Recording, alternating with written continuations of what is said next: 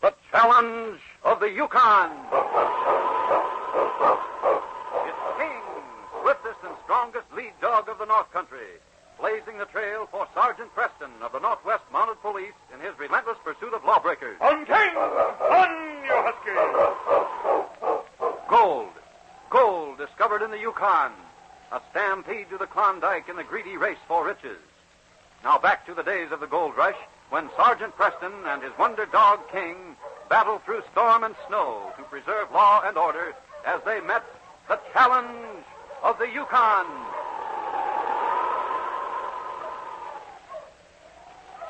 In the Gold Nugget Cafe, favorite rendezvous of the miners and prospectors of Dawson City, Steve Carlton sat alone at a table in the corner. Steve was dark, clean-shaven, and rather handsome, except for a surly expression and a cruel mouth. He looked up and smiled as Rose DeFries, one of the entertainers, came to his table and sat down. Hello, Steve. How are you? Steve, I got to talk to you. We can't go on like this no more. Now, listen, honey. Let's not get into that again. Why did you marry me? If you're not going to tell people we can't live together. We need money to live together the way I want to live. You want me to keep working in here?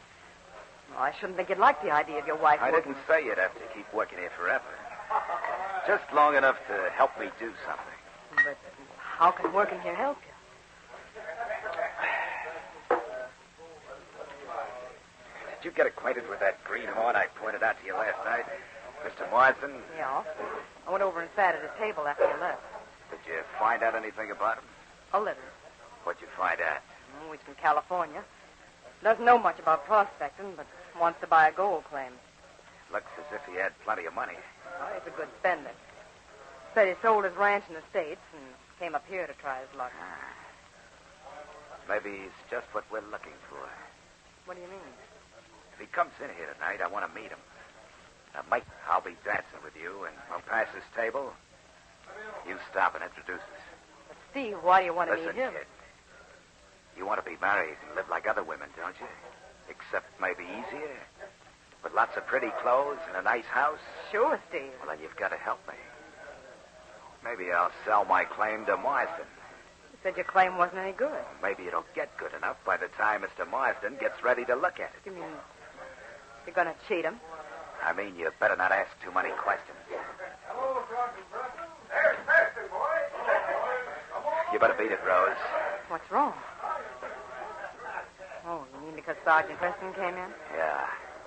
Steve, why do you always look like this whenever you see that mountie? You look as if you'd like to murder him. I would. I hate him more than any man I ever knew. Why? He's never done anything to you. Yes, he has. Now get away from here before he sees us talking. No.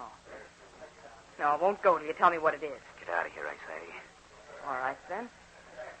Maybe I'll find out if I ask the sergeant. I'll ask him now. Rose, come back here. Don't you dare ask him. Well, tell me then. My brother was hanged on account of him. What? No brother? You never told me you had a brother. Before you came up here. Hey, what did he do? I'll tell you some other time. Ever since then, that Mountie watches me like a hawk. So get away from this table before he suspects we're working together. All right, Steve, but Someday I'm going to get him. Him and that dog of his. Oh, please, Steve. Don't talk like that. I'll help you with Marsden, and then we'll go far away from here. Oh, but please, Steve. Don't talk about harming a Mountie. You know what that means. Are you going to leave this table, or do you want me to go off and let you sit here? All right, I'm going. When Marsden gets here, you'll find me over at the faro table. All right. I'll look for you then. Hello, Rose. Go over and sit with us. I'll see you later, Pete. Hello, Bill. How are you, Rose? How about a song, Rose? In a few minutes. Well, come on. Hello, Sergeant Preston. Hello, Rose. How are you, Pierre? How's the traffic? I find catch this winter. Maybe you let Pierre buy you drink. You sing French song, no? Later on, maybe. Oh, I didn't even speak to your dog, Sergeant Preston. Hello there, King. He isn't very happy in here. It's too smoky. I don't blame him. That's the way I feel. I'll see you later. All right, Rose. That Rose, she might a fine girl. She was talking to Steve Carlton when I came in, Pierre. Does she see much of him? Sergeant, I have never seen such eyes like you. You see everything. Well, Rose isn't hard to see in that red dress. Oh, she must be nice to all customers. Yes, that's her business, I guess. I was just wondering. You do not like Steve Carlton, no? You know him pretty well, don't you, Pierre? Oh, he's mine. It is near my cabin, but I do not see him much. He is not so friendly. I don't see why he stays around here after what happened to his brother. You think maybe Steve, he was mixed up in that crime? We could never prove it, Pierre. I have tell him about my bear cub that I catch, but he never has come to see it. Oh, how are you getting along with that bear? Did you make a good pet? Oui. He's get quite big now. Maybe you can stop in my cabin soon and see him, no? I'd like to. Matter of fact, I'm going north tomorrow morning. I'll be right near your place. Why don't you stop and have breakfast? You know, I was hoping you'd say that, Pierre. I remember the last breakfast you gave me. You're the best cook I know. I'll be going past your place rather early, though. Oh, that is fine. Me, I am up long before sun. I will give you good breakfast and show you Michael. Michael? That is what I call my bear. Oh. I have named him after my uncle. All right, Pierre. I'll see you early tomorrow. Come on, King. We better get some sleep.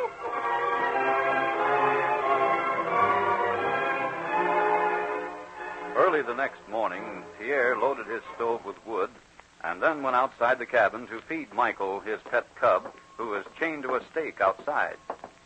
As he opened the door, he cried out with alarm. Michael, where are you?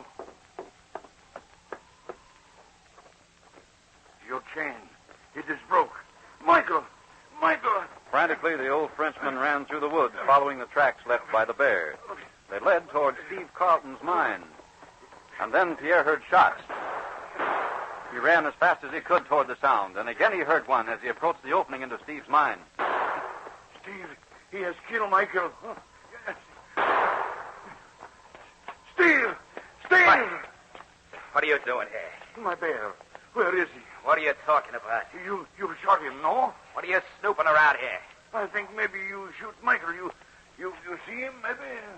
My bear? I haven't seen your bear. But his track, they come this way. I hear shot. I think maybe... Go on, get out of here. That isn't why you came. But why you shoot gun here in mine? Why you... Oh, I see. Steve, you shoot gold into rock. Oh, you came to spy on me, is that it? No, Steve, no. But you do not do this. You're salting mine maybe for to sell to someone. You shoot gold into rock with shotgun, then say mine is rich. Oh, you know all about salting a mine, do you, Frenchie? I suppose your friend Sergeant Preston told you to watch me and give him a report. No, that is not so. But this, it is against law. Well, you really stuck your nose into something this time, my friend. Steve, me, I'm an old man.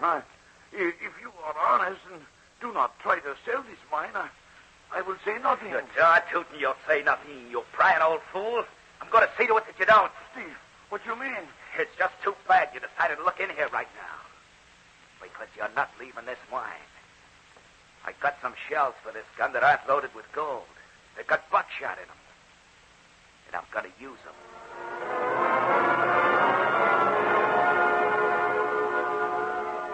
Meanwhile, Sergeant Preston drove his dog team up to Pierre's cabin. Discovering it to be empty, he walked around the house and saw the old man's tracks plainly outlined in the snow beside the broken chain. Well, looks like the bear got away, King. Maybe we better follow him. What do you say, boys? Come on, King. We'll follow his tracks. Pierre may need our help.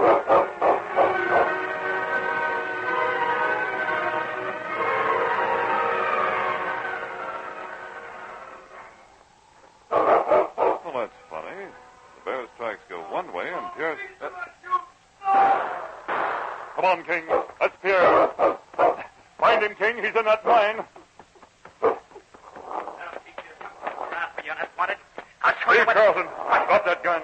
Preston, You're under arrest. you won't take me alive. Get away! Help him! Take him off!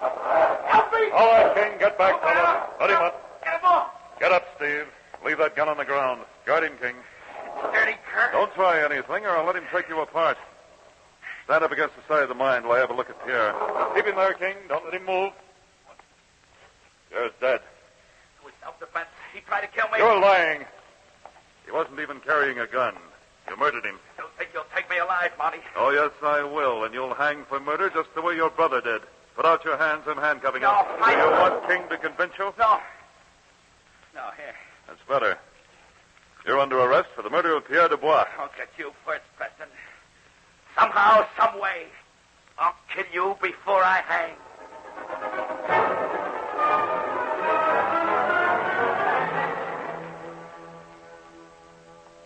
When Steve Carlton was sentenced to die for the brutal murder of Pierre and sent to Ottawa for execution, Sergeant Preston thought he had seen the last of him. But it was only the beginning of one of the most dangerous adventures the Mountie had ever experienced.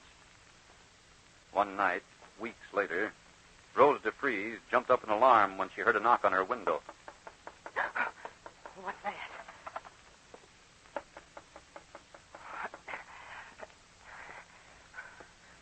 Who is it? What? Rose, open this window. It's Steve. Oh, Steve. But... Hurry.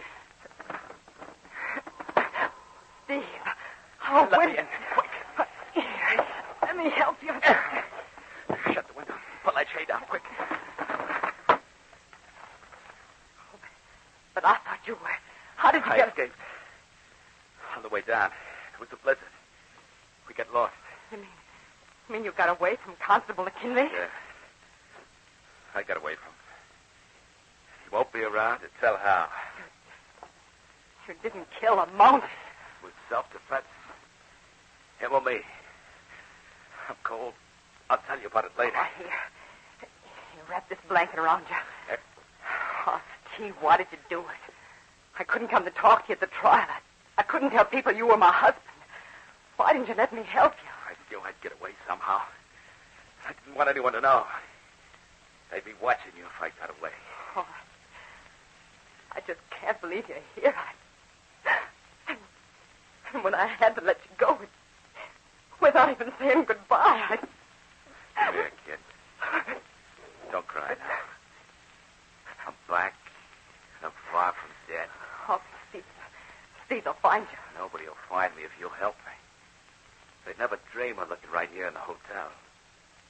You can hide me in this room for a day or so. It's so good to see.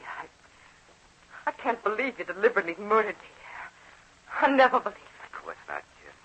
I knew you'd believe the truth. We had a fight. He tried to kill me first. It was an accident. We were struggling for the gun. Went off, like I said. But Preston has always hated me. They took his word for it when he said I shot Pierre. I guess when you're in love with someone, you believe what you want to believe about it. I know you'll stick by me. What are you planning to do? See any money? I saved a little. Enough to buy supplies for a trip across the border, maybe? Not enough to buy a dog team. Too bad. I might have taken you with me. Oh, but Steve, you must take me with you. I'm strong. I can carry a pack.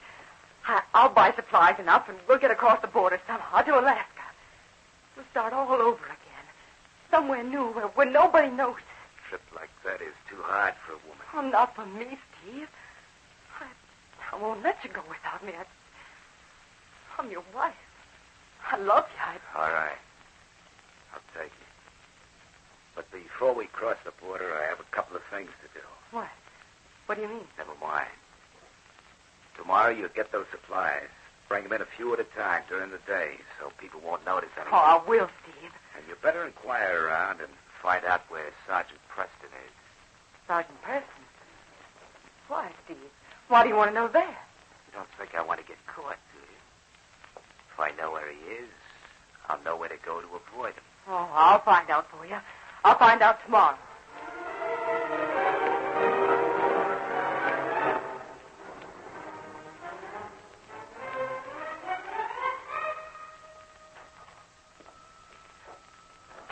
Here's some more supplies, Steve.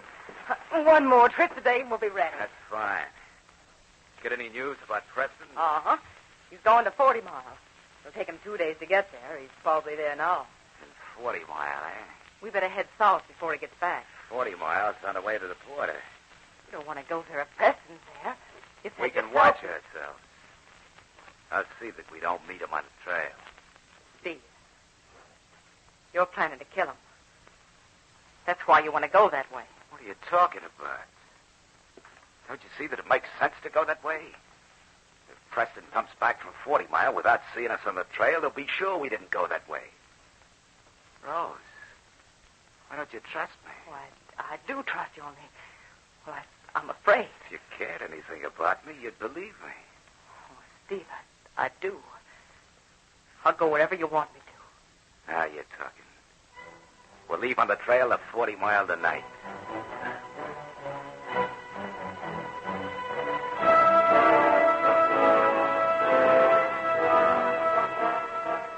For 3 days, Rose plodded doggedly at Steve's side on the trail toward 40 Mile.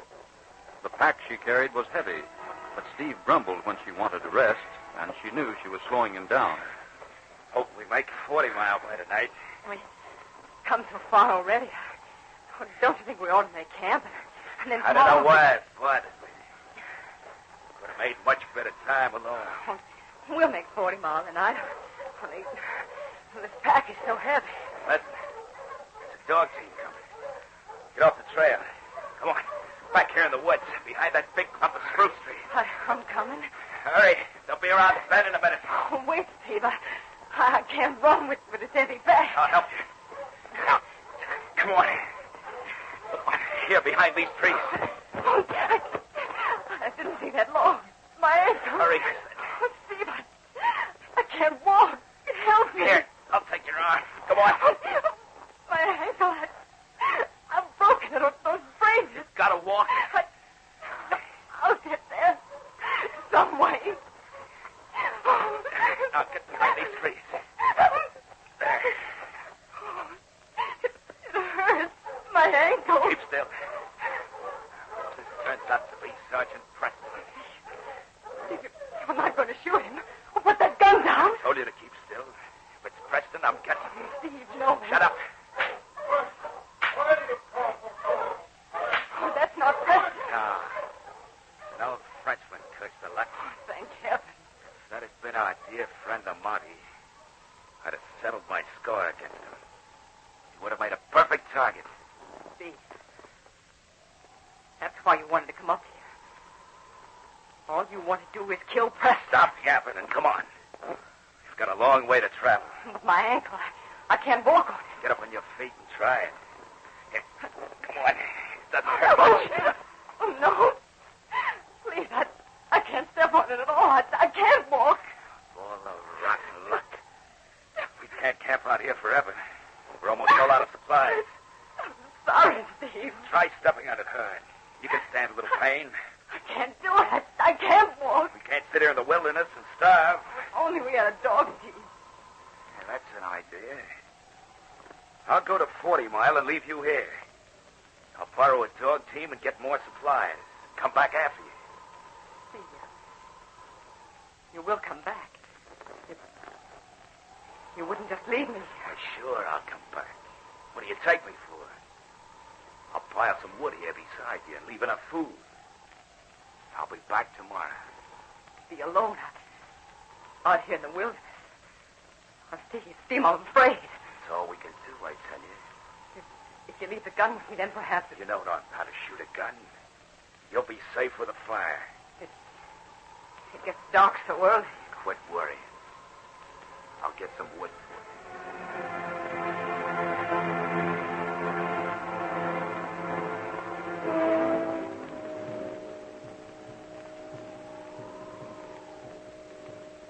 The early Arctic darkness closed down around Rose as she sat alone, frightened and helpless. As the long hours passed, she piled wood on the fire to keep the flames leaping high, and the supply beside her dwindled fast. Then suddenly an eerie cry cut through the silence, a cry that sent a chill of fear through her. Frantically, she put more of the precious wood on the flames. And then the cry came again from another direction. Wolves. And I haven't a gun.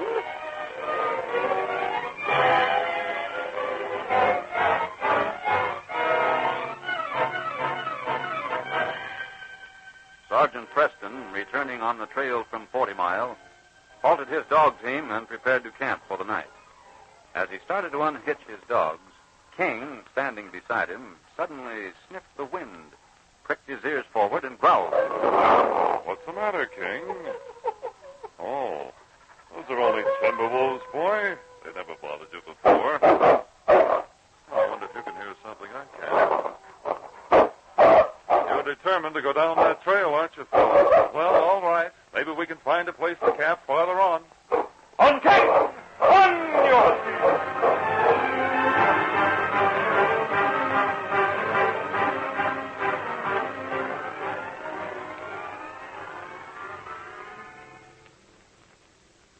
Rose crouched close to the dying fire, her face white and terror-stricken. No one had heard her frantic cries for help, and now her voice was hoarse from screaming. Two pairs of fiery eyes drew closer as the fire grew smaller, and the terrified girl threw the last of the wood on the tiny flame, and her cry for help made the fiery eyes draw back. Help! Help!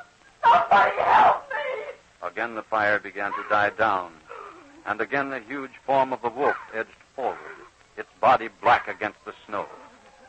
Rose could see it plainly now. Closer and closer it came, and the other wolf began to circle behind her. A gasp of horror sprang from the girl's lips as she saw the animal crouch for the spring, and she covered her face with her arms. But at that moment, another gray form sprang from the darkness as the huge body of King hurtled straight for the wolf's throat.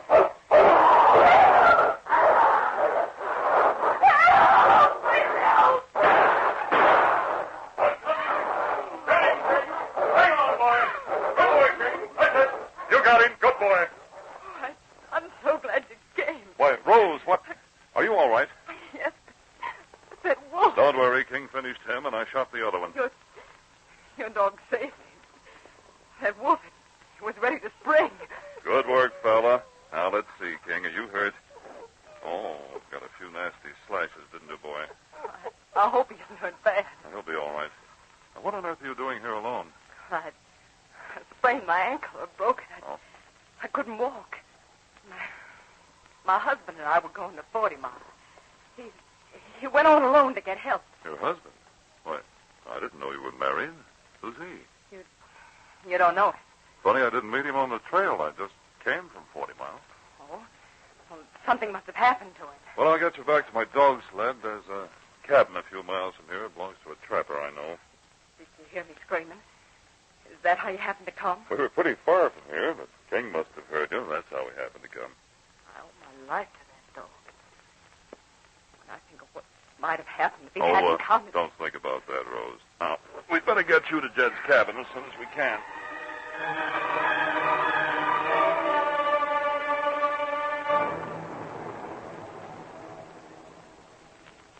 The trapper's small, windowless cabin was furnished crudely. Rose sat on the only chair beside the table on which a lamp burned dimly. Some dry spruce branches in the corner served as a bed. Sergeant Preston put more wood on the fire in the small stove. There. That should hold it for a while. Good to be warm again. How's the ankle now? Much better since you bandaged it. Good. Well, I guess we better go back in the woods and cut some new branches for this bed. These are all dried out. Oh, you're doing too much. Don't bother. That won't take long. I guess Jed must be away looking over his trap line. Nobody's been here for a day or so. Come on, King. Want to go with me? We won't be gone long. All right, Sergeant.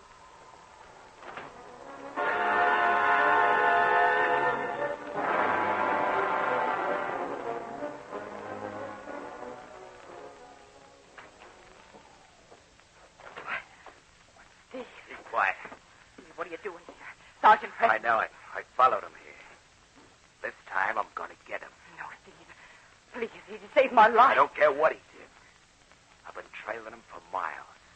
It was too dark to shoot him on the trail from where I was hiding. His dog team was too fast. I couldn't catch up with Oh, him. Steve, put down that gun. You keep quiet. One yell out of you and I'll choke you. Stop. Don't get away from me. Standing right here behind you. So no funny business, see? You didn't care anything about me. The only reason you came back to me was to get money for supplies. The only reason I came back after I escaped was to get Preston. I've been such a fool. You have left me there in the woods to die.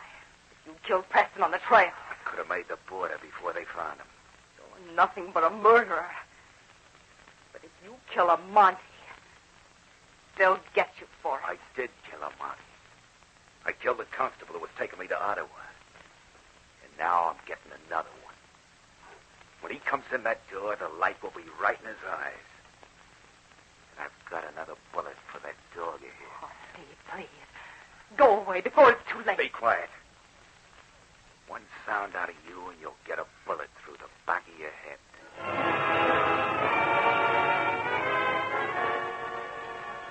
As Sergeant Preston neared the cabin, his arms full of spruce branches, he heard a deep growl from King beside him. What's the matter, boy?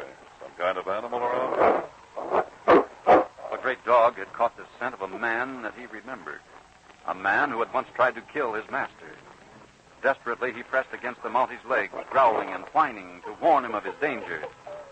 The trail of the man led to the cabin door, and King knew that's where he was waiting. But his master was walking directly toward that danger.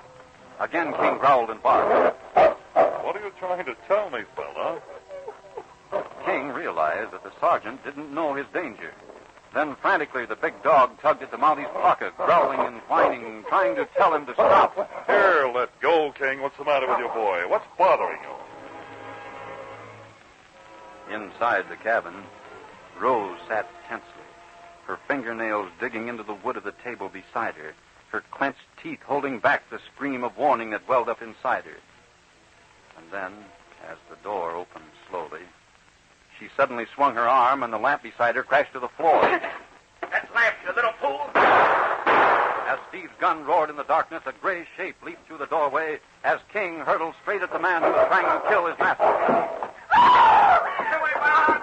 Get off of me, let's hurt! Help me! Take him away! Hold him, King! Got him, fella! Rose, where are you? Down here, beside the table. There's a lantern on the shelf somewhere. Hold him, King. Watch him, boy. Take this dog away! Let go of me, you... What's wrong here? What? Steve Carlton. Yes, Dave, I should have told you it was my fault. You wanted to kill you. Get this cur off of me! I ought to let him tear you to pieces. I've got his gun, King. Get back, fella, but watch him. My arm! Get up. You're lucky it wasn't your throat. Are you all right, Sergeant? Did those shots... They missed me, Thregs. Thanks to your breaking that lamp, Rose. Should have killed her first. That wouldn't have helped much, Steve. King warned me that something was wrong. If there'd been a window in this cabin, I'd have known what it was. I wasn't in that doorway when you fired. I was beside it, holding King. Oh, but the dog, I thought he When was... you knocked the lamp down, Rose, I let him go. I knew King could see in the dark. That rotten dog. If it hadn't been for That'll him... do, Steve. Once again, you're under arrest. And this time, I'll guarantee that your case will be closed forever.